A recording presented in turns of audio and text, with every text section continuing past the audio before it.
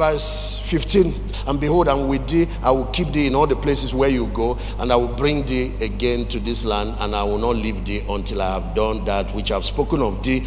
Okay, verse 16, and Jacob awoke out of the place and said, surely the Lord is in this place, and I didn't even know it. Yes, there was an altar there. The altar is still speaking. Anyway, laid by Abraham. Verse 17, he was afraid and said, how dreadful is this place? This is none other but the house of God, and this is the gate of heaven. Then verse 18, and Jacob rose up early in the morning, took the stones that he put for pillow, set it up for a pillar, poured oil on it. He dedicated the land. And verse 19, and Jacob called the name of the place Bethel. Remember the word Bethel. But the name of the city was Luz at that time. Verse 20, and Jacob vowed a vow. This is the part I'm getting to. Saying, if God will be with me, if you will keep me in this way that I go. First is, I want you to be with me, Lord. Number two, I want you to protect me. I'm making a journey. Remember that they don't have flights in those days. You have to go through countries, towns, and you can be kidnapped, you can be killed, you can be waylaid. A lot of things can happen. You can be turned to a slave, captured. If you protect me in this journey, and give me bread to eat and clothes to put on, and bless me with finance. 3 things. Your presence be with me, you give me protection, and you bless me with resources. Then verse 21, so that I come again to my father's house in peace, then the Lord will be my God. Number one. Number two, verse 22, this stone which I have set for a pillar shall be God's house. Number three, of all that you give me, I will surely give you the tenth.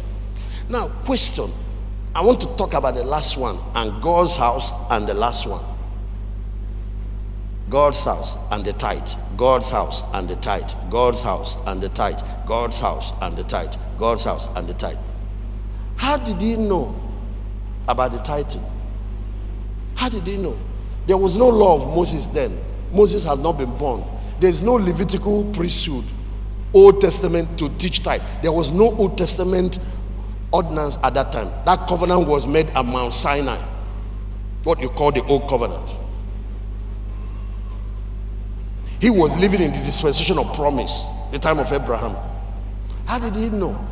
Because Abraham practiced it and his father practiced it. I told you that that's how they passed this thing.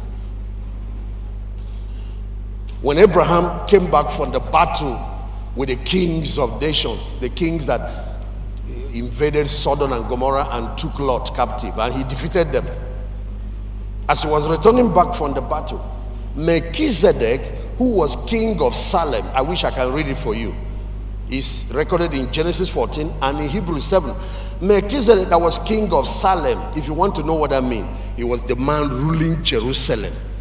You know, before Jesus comes to rule from Jerusalem, there has been a priest that has ruled that city before Abraham, before the Jewish people. But he's not just king, he was priest of the Most High. He met Abraham coming back from the battle. There was no preaching.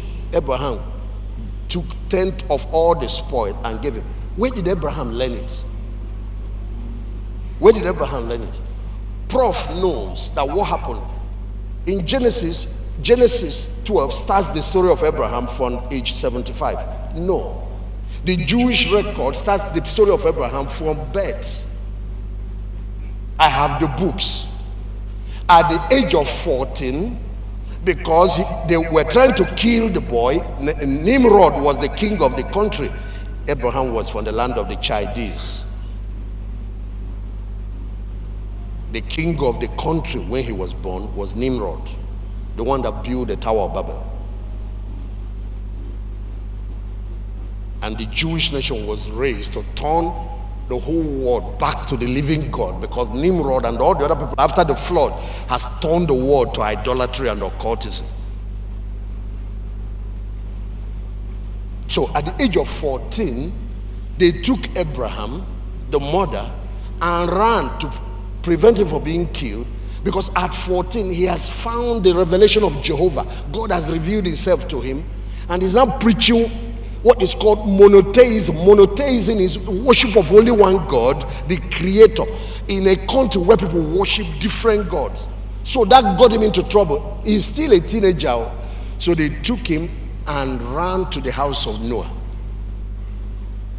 There's something you need to know about that time. Noah lived to be 950 years, almost 1,000 years, just 50 years less than 1,000. When you live that long, you see your grandchildren to the 7th generation. Adam saw his. They say it was Enoch and some others that buried Adam. It's on the record. I have the books. Adam lived for 930 years. Methuselah 969 years. Noah was 950, the second longest living person after Methuselah. So they took Abraham to the house of Noah. Now, Noah was the one that mentored Abraham in priesthood, and his son called Shem. There's something I'm going to say now. It might cause a little, especially among theologians, some whatever, but the Jews know this. If you know any Jewish, we have Jewish rabbis in many cities, in Abuja, in Lagos. They know this. It's in their record. I've read the book. There's something I'm going to say now. You don't have to accept it, please. If you can handle it, like when Jesus wants to say something, he said, those who can handle it, let them handle it. Those who can't, leave it.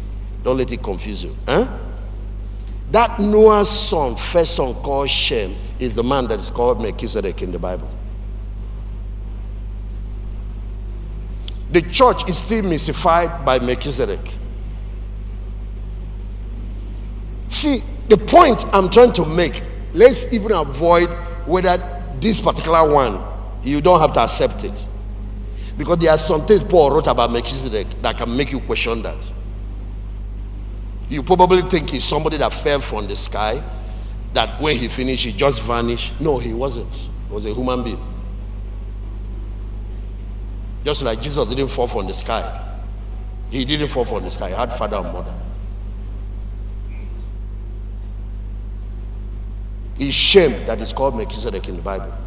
Anyway, they raised Abraham. So you see now, when it comes to tithe, don't think it is that day that he's meeting Abraham. That's the pastor that raised him.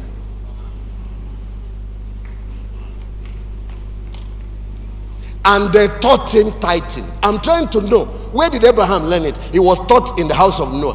Where did Noah learn it?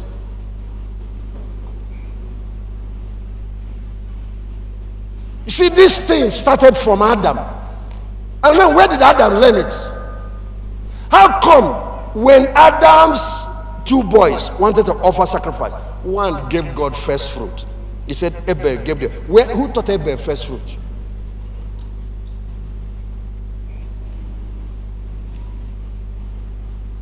So by the time you trace it to Adam, where did Adam learn it? Bible says at the cool of the day, every day, God will come. At that time, church was just 2 members plus the pastor, and God was doing the pastoral. The Jewish record said Adam lived in the Garden of Eden for 7 years. It was in the 2nd week of his life. After 7 years, that Satan now got them out. 7 years. So what was life like before the fall? You know, when you read it in Genesis, you assume God finished creating them today. Tomorrow morning they fell.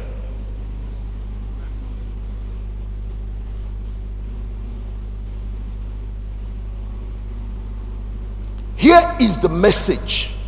There is a priesthood that has been on earth long before Levi, under Moses, under whatever, the Levitical priesthood with animals came on the earth. That ancient priesthood is the Melchizedek order of priesthood. That priesthood is what we are functioning under in the New Testament. You are a priest after the order of Melchizedek. Our high priest is Jesus. His order is not Levitical. We are not operating the law of Moses and all the rituals in it. Jesus is a priest after the order of Melchizedek. And it was Melchizedek that started collecting tithes. And you want to come to the New Testament and say you are removing it. Which order are you in? Which order are you in? Let me give you an example. This order of Melchizedek, one of the things he did to Abraham, he brought bread and wine and serving communion. Can you see Jesus is not the one that invented communion? He's following the order of the priesthood where he belonged. Let me give you, yes. Let me give you another thing about this order. There are many things I can show you about it. This order, how do people get salvation? In the Aaronic order, the Levitical order is by obeying the law that Moses gave and order. In this order, there was a man that operated there. He paid tithe. His name is Abraham. The Bible says Abraham was justified by faith. Abraham believed God. His faith was counted to him for what? Righteous. So you think justification by faith started with New Testament? No. That is how Abraham had it. So today, our faith is not built on law or rituals and all that. We are saved by faith in the finished work of Christ. Jesus did not invent communion. Jesus is just reading the Bible and interpreting it. So now, when it came to tithe, that order received tithe. Actually, it was that order that taught the Levitical order tithe. Because Abraham paid tithe to Melchizedek, and Levite that will start the Levitical order was 4 generations inside Abraham's loin. So Paul was writing in Hebrews chapter 7 that even Levi,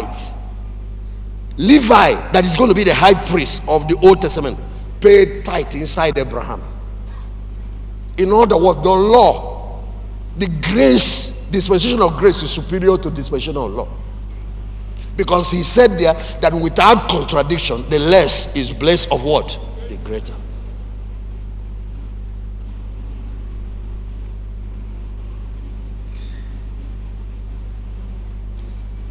Please show Matthew 23 verse 23. Because when the question of tithe was brought to Jesus, look at what he said.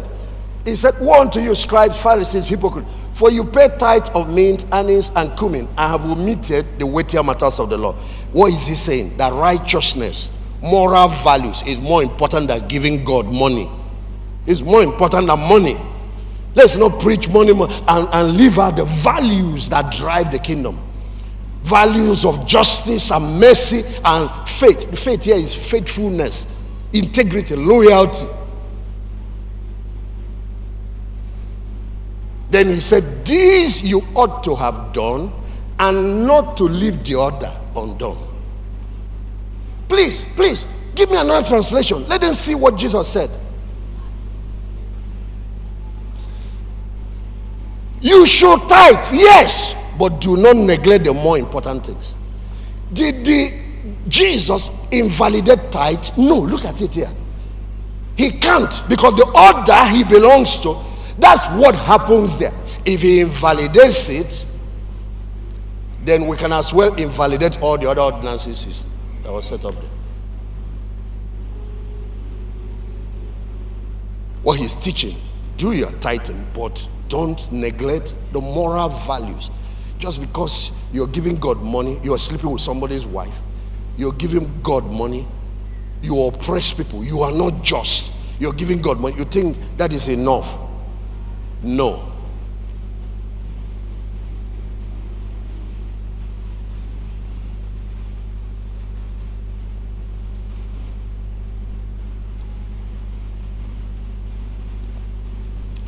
I also want to let us know something about Jesus and his teachings. When he did one of the greatest teachings that he did, it's called Sermon on the Mount, Matthew chapter 5, 6, and 7. You will notice that Jesus always takes things to a higher level. He never reduces. New Testament standard is higher. Because Old Testament says you shall not commit adultery. Jesus said yes. But we're even taking it a step higher. Don't lust after a woman. He was talking about somebody's wife in your heart.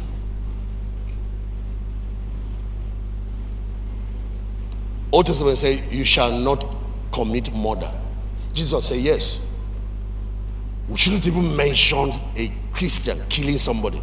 But he's now saying, Don't even kill people with your words, and don't hate people in your heart.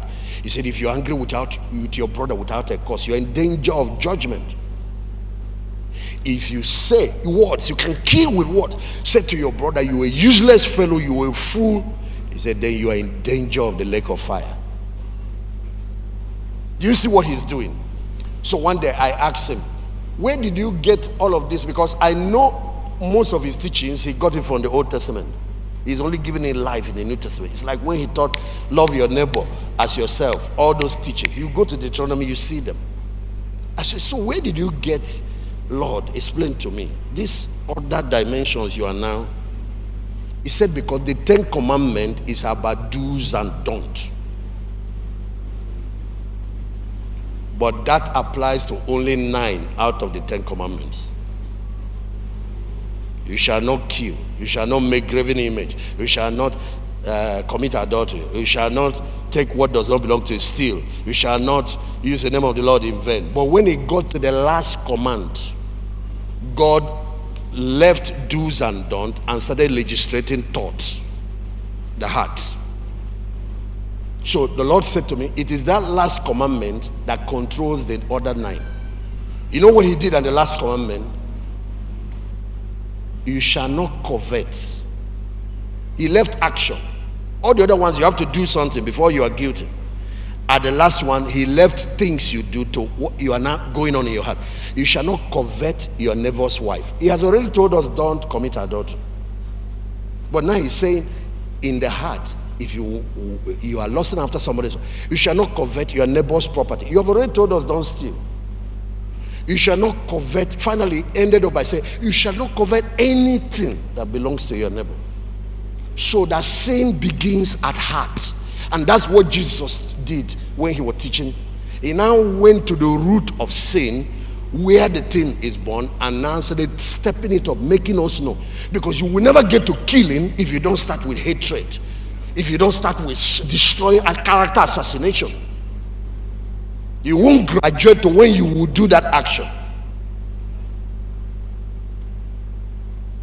In law, there are lawyers here. Somebody is driving a car and he hits somebody and the person dies. When they get to court, what the court wants to know is whether there was an intention to kill this person. If there was a plan, you are going to go down for murder. But if after the argument, your lawyer will be arguing it's a mistake, and they find that there was no intention, this thing was just an accident, they bring the case down and charge you for manslaughter. Now, you have an option. You can settle with the family, pay something, damages, give them whatever, and they will let you go. Or they give you penalty that is less because this was not planned. You are on top of a building, roofing a building, and your hammer falls, and somebody down there dies. The court will not accept that it's a mistake. They want to check. Have they been quarreling before? Because he might use the opportunity. He has been planning to kill this one. He used to take that thing and drop it, pretend that it's a mistake. Is there any beef that have been going on with them? Is there any whatever? When they finish, they check everything. They say, no, if there was no thought, no premeditated, it's not a premeditated murder. Then that's when they can give him in.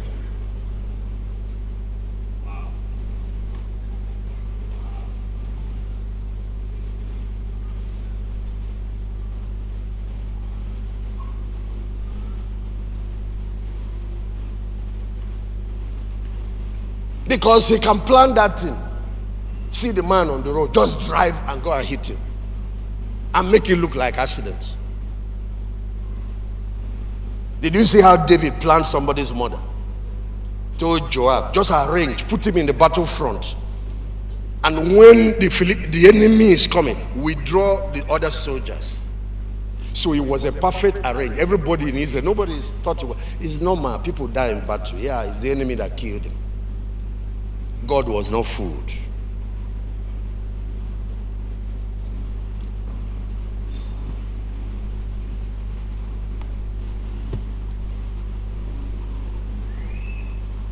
Now, this guy grew to be extremely rich, Jacob, just on a consecration of 10% of his resources to God. Now, he also promised that he will build a house for God in that spot. So I want to show you there are two kinds of tithing. The first tithe, you take it to God's house. It's for running God's house. Let this confusion in Nigeria end. That tithe that is for running God's house is also for the support of priests and those who do the work of ministry.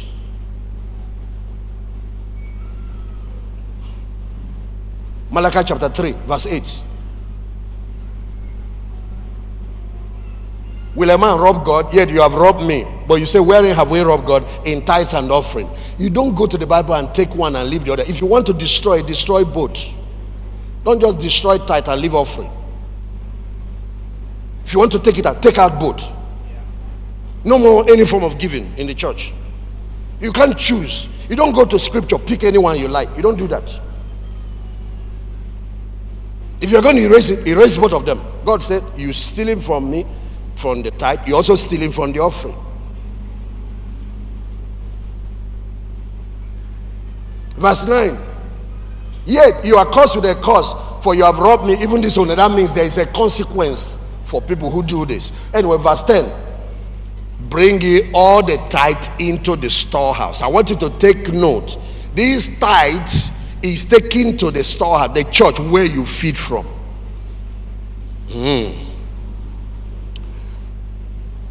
Let me give you an example. Somebody is watching this program, but you belong to a local church, you have a good church, you have a pastor, and you are fed and taught the word of God that helps you. But you also benefit from Dominion City. You can send us offering, support, vows. You can't send your tithe here. Your tithe goes to your store, your church where you are fed. You cannot be a Cameroonian, do business in Cameroon and be paying tithe to Nigeria. You're a criminal. You cannot invest money in Zenith and go to Zenith Bank and go to Sheni Bank to withdraw it. It is where you are being raised and nurtured. It's like honor. Honor you are. If you leave your own father and come and honor my father, you are still violating the rule. You will still die young. There are 7 types of fathers. That's why I'm going to say something. It will shock everybody now, nationally. When I want to honor elders, I come to the east and honor our elders first. Honor you are. You don't come because Benny Hinn came to town. You carry what you have not given the church that has been helping you. You go there and give him. You can give a Benny Hinn offering, but never give to another person what you have not given to your own spiritual parents.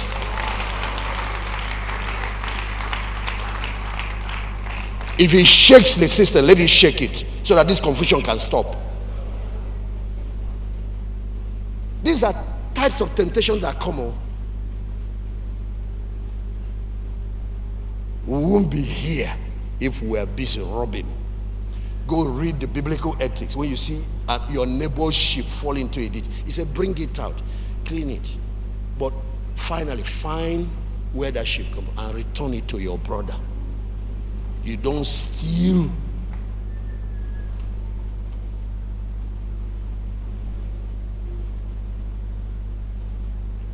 You don't steal sheep. You don't steal shepherds.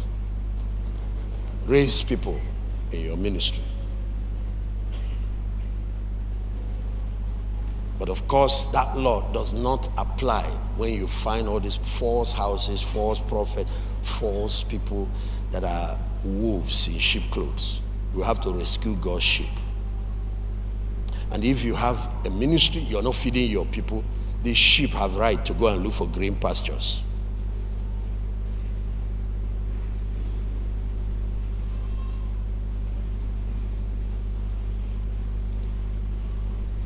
And the man that feeds them, that raises them, they owe him their tithes.